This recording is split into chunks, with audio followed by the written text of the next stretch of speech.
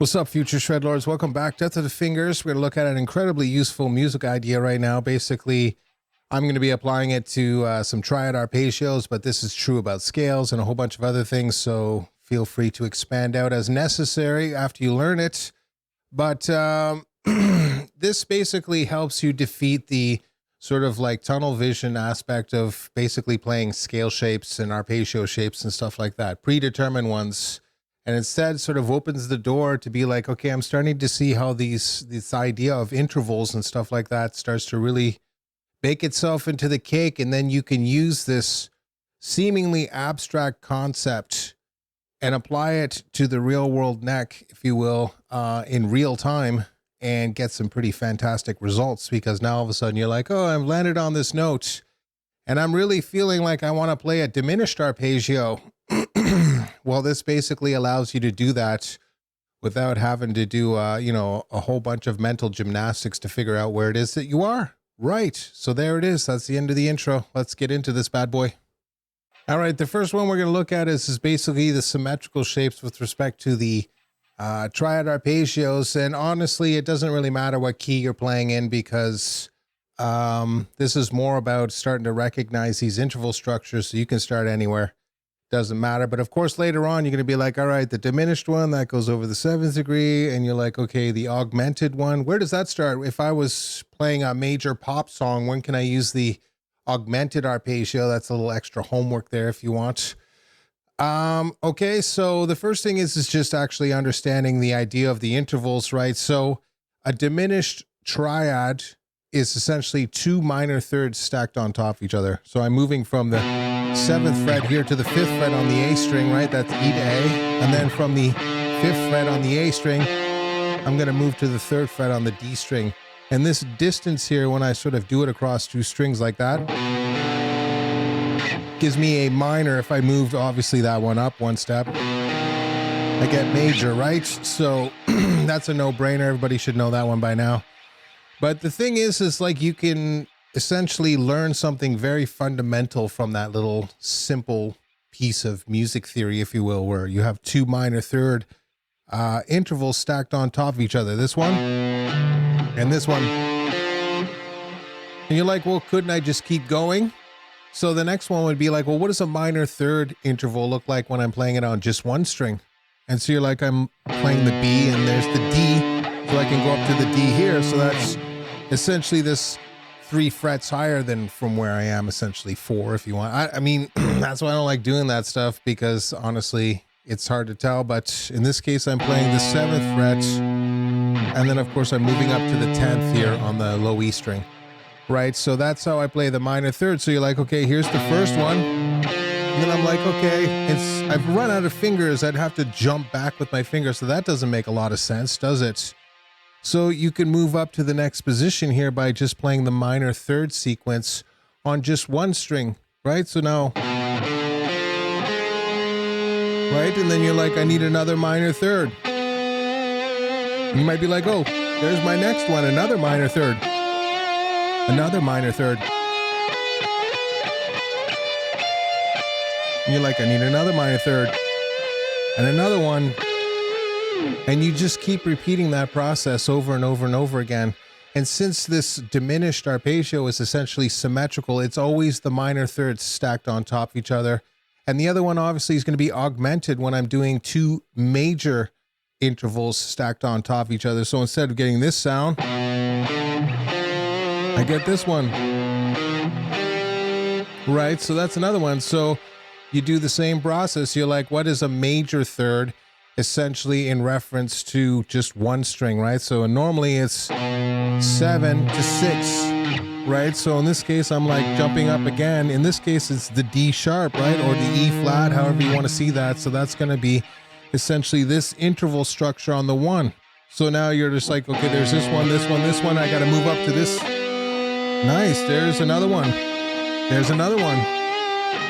There's another one. And again, jumping up again, and I can keep going, right? I can jump up to the next one and keep the whole process going. There's the next one. There's the next one. There's the next one, right? And if you wanted to move down now or whatever it is, you just jump down the prerequisite interval size. whether you want to count the frets or concentrate on the sound or sort of work on, you know, just getting used to the distance, if you will, stretching out your hand. That's another way of doing it. I like doing it like that. It's kind of like muscle memory at that point. And then all you have to do is keep track of these intervals. Now, in this case, obviously, there's not much to keep track of. But when we move to the next section here, essentially major and minor, you're going to see that there's one more tacked in or baked into the kit or tacked on or whatever it is.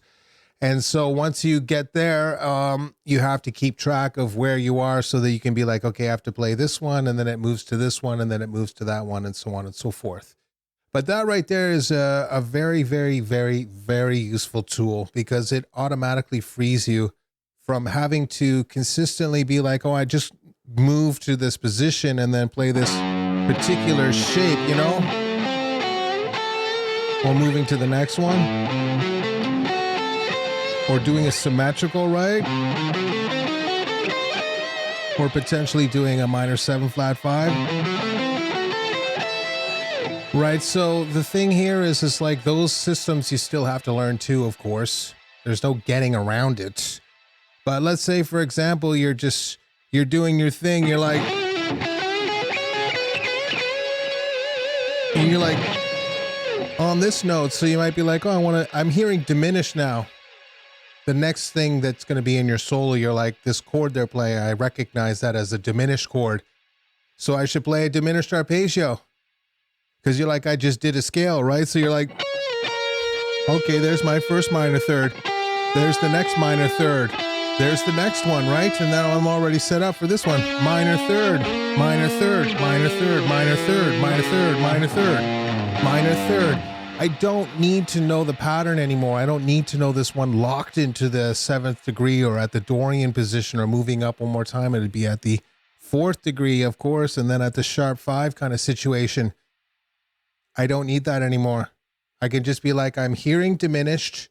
All I need to do is start building minor third intervals, or maybe you hear like the Beatles chord, which is where the augmented is most obviously used. Okay, there it is. I tried. I really did. And essentially, then you're like, okay, once you recognize the sound of that chord, or a chord that would be sympathetic to the augmented arpeggio, then you can just do the exact same thing. Right? So instead of doing the minor third, maybe like I just need to do the major third now. And then another major third. Remember, the tuning between the G and the B string is going to be a bit of a loop for some people, because you're like, okay, there's a major third like this and a minor third looks like that, which defeats it. Normally that's a 4th and a major third. But in this case, there's an exception, but you're just going to have to get around that, right? So, of course, you're sort of like starting to map it out, right? You're like, there's my next major third, right? There's the next major third. There's the next major third. And then I can just move to the next major third. And again, major third. And then you're like, major third, right? And major third, and major third, and major third, and major third. And of course, you start to see a pattern evolve with how these things work, because these symmetrical shapes, if you will, basically follow a pattern. But I'll let you figure it out for yourself. That right there is worth 20 hours of practice, just grinding through a bunch of scale shapes or arpeggio shapes, you know, that are predetermined. Instead, exercise your mind at the same time. So you're like, okay, I need to start stacking minor thirds, either going across the one string, and then you're like, there it is again. There it is again. And keep doing it, right? There's the minor third between the G and the B. Again, minor third between the B and the high E string. And once you start doing that on a regular basis, the tabs become way less important and the playing becomes way more present. So very useful tool. There's diminished and augmented. Now we're going to get into major and minor, where I have to add in a new element, which is a perfect 4th interval. And we'll talk about it. Let's do it. All right, with major and minor, obviously, they're not symmetrical anymore. And again, you're sort of defeating this idea of always playing sort of the inversions, if you will. So I have this sort of standard E type, if you will, Then there's the C type at the next position. And then, of course, I've got the A type at the next position. Right, so on and so forth. We've looked at that a couple million times. But now all of a sudden you're like, oh, I'm landed on this note. And I want to play a major arpeggio, because you can hear that basically, again, in reference to the backing track that you're working on, or just as the next thing in the sequence when you're playing with no backing track, right? So what you do is again, you do the same process. You're like, the first one obviously is going to be this major third, and then the major third is stacked on top of a minor third. And we know a minor third is essentially the 3 frets there, and a major is going to be this next, you're essentially just advancing it. So you can see as a major and then dropping it down by 1 fret to get the minor, or the minor and extending it up by 1 fret to get the major. That's another way of looking at it. Might be useful or whatnot. But then there's one more thing. You're like, okay, I'm right there. That's a perfect 4th. And so you're like, there's the 3rd. There's my 4th kind of situation, right? And that's going to be important essentially, because now you need to factor that into the situation, right? So if I start off here, the thing is you're going to get the major 3rd and then a minor 3rd and then the 4th. And vice versa. If you were at the 4th, you'd go down to the minor 3rd and then do a major 3rd. And I picked that up from that sort of triad arpeggio here in the E type. That's just me breaking it down here. There's my major 3rd kind of situation, then minor 3rd there, and the 4th, right? So that is step number 1, just breaking down the intervals, and then of course laying it across the fretboard on 1 string.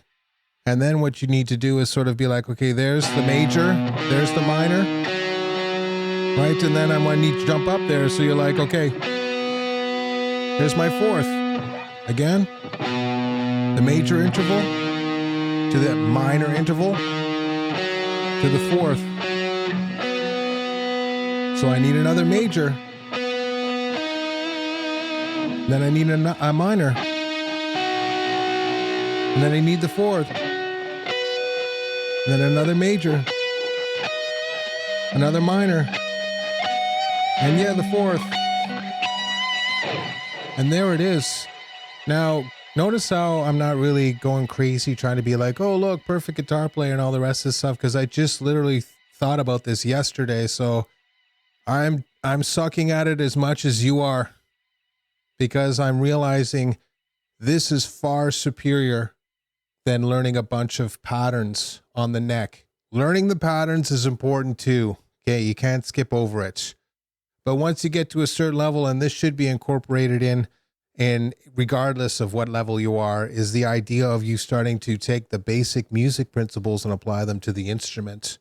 And you'll be far, far, far more successful.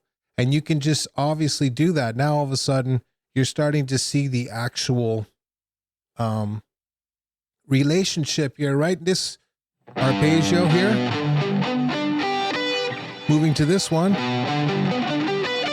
moving to this one, right? So the thing here is you're like, there's the 3rd, major, there's minor, and there's the 4th. And now all of a sudden, you've taken an abstract music theory, if you will, sort of principle, and actually turned it into something real on the guitar that you can actually understand. So if you were here at this one, you'd be like, I want a major arpeggio, jump back down to this major 3rd here, which leads you to be like, oh, there's the root. You see what I mean? One piece of information is going to flow into the next. So you might be doing an arpeggio just on 1 string until you get to a root position here. And then you might change your mind and do something else from there. You're like, okay, there's the major, then there's the minor there.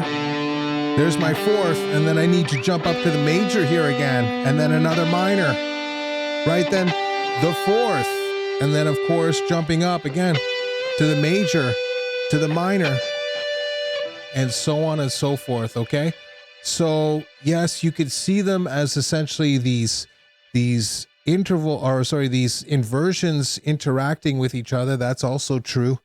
But the thing is when you see just the basic sort of inversions pattern, and then all of a sudden you understand this interval relationship, you become a million times more deadly as a guitar player and a musician, because now the real sort of magic, the real tool of you being able to manipulate those triads now to come up with more interesting ones or dominant 7 ones is going to be the icing on the top of the cake. And yes, you can absolutely do this with dominant 7 ones, meaning arpeggios with 4 notes in them, not just the dominant 7 arpeggio. I know, whatever. But there it is. Now let's look at minor here, okay? So essentially I've taken the major one. I need to get a minor interval mixed with this major here, right? And then of course you can essentially look at, again, this standard E type is the one I like to use, right? So there's my minor interval right there. There's my major, and then another 4th. So that's the formula. I'm like, I need a minor to go to the major, to go to the 4th, to another minor, to a major, to the 4th, right? And once you start to see it like that, all of a sudden, all doors break down. You're like, oh, look, there's the minor pentatonic up here in E minor. You're like, there's that shape right like that, right? So then all of a sudden you're like, okay, well, if that's the minor, the next one in the sequence is going to be major. And you're like, jump down. And then you're jumping down again to the next one, right? So on and so forth. Now let's look at it from the bass. Obviously, it's going to be a little bit easier when you sort of like go through them in terms of like keeping the intervals stacked on top of each other. And then as you see fit, start doing it just on one string, which is going to be very helpful too, right? So essentially I'm starting here with the minor to the major, right? And then I need to jump up to the 4th. And then I need to go minor, major, and then the 4th again. Sorry, I shouldn't have done that. That's the 7 moving to the 4. That's for something else, my bad, right? And then you're going to be, again, there's the minor, there's the major, and then the 4th again, right? So it's the exact same principle for every single one, except when you're talking diminished and augmented, because they're symmetrical and you have the same interval structure stacked on top of each other, a lot easier to sort of contend with, because it's always the same minor 3rd or major 3rd moving, right? But once you get into the major and minor stuff, now you have an extra one thrown in there with the perfect 4th. So you have to essentially keep track of where you are. So let's say, for example, I'm playing in the key of G major, right? Well, I know that B here is going to be minor, right? So instead of me going,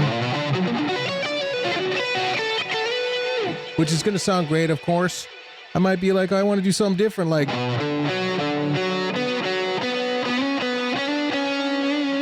right, like that kind of an idea. And this gives you the tool to be able to do that. Now, sure, you could do it here. But my point being is having more tools to essentially envision the fretboard in many different ways. I have a minor arpeggio here as an E type. I've got this one essentially as the G type, but now I'm skipping over, keep going backwards. I could keep going backwards on an angle here to keep jamming it all in there. But of course, now I have this tool where I can start in the G type from the cage system and then move up to the next position by just keeping track of these intervals, right? You might be like, there's my minor 3rd, and then you're like, there's the major 3rd. And then you're like, there's the 4th. Then the minor 3rd.